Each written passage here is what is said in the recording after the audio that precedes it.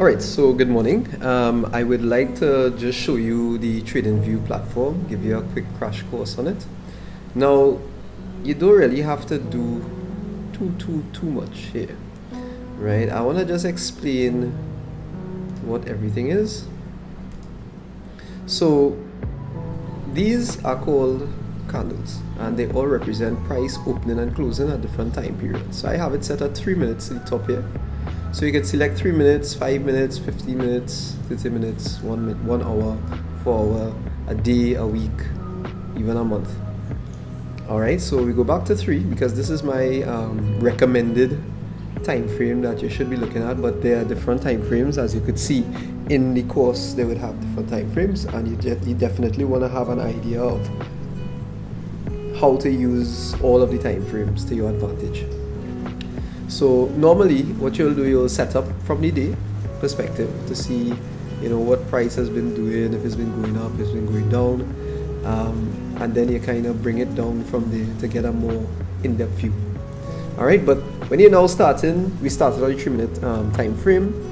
Now this is a temporary bar that I would have set up with some of my favorite tools in this bar. And how you get things here is that you go to the left side of the platform and say you want to use the line, or so let's just say I wanted the extended line.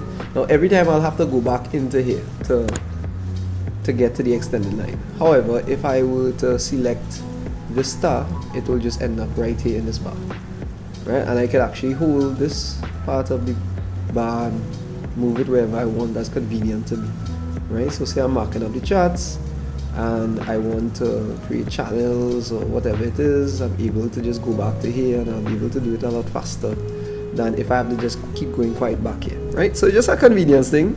You don't really have to pay too much attention to those things right about now, but I'll just give you a little overview. Alright, so in order to pull down the chart, you realize if you hold and drag it, it's not moving, it can only move side to side. What you'll do, you'll come to this region here. Now this may not be colored for you because I would have put in different trades, and that's why this is so colored. But you could come anywhere on this. This normally would just be a dark color, or if you have a light mode on, it will be light.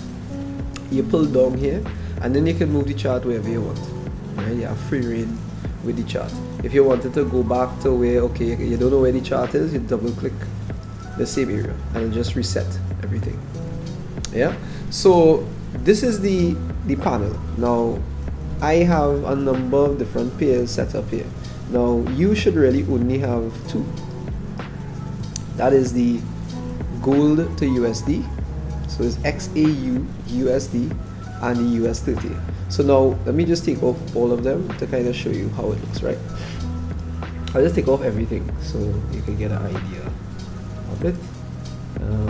Right, so let's just say you come here, you come to the top here, you select a list, you click the list, and then you want to add it. You just come here, make sure FP markets is selected because everybody has their own types of charts and you can't trade on somebody else's chart.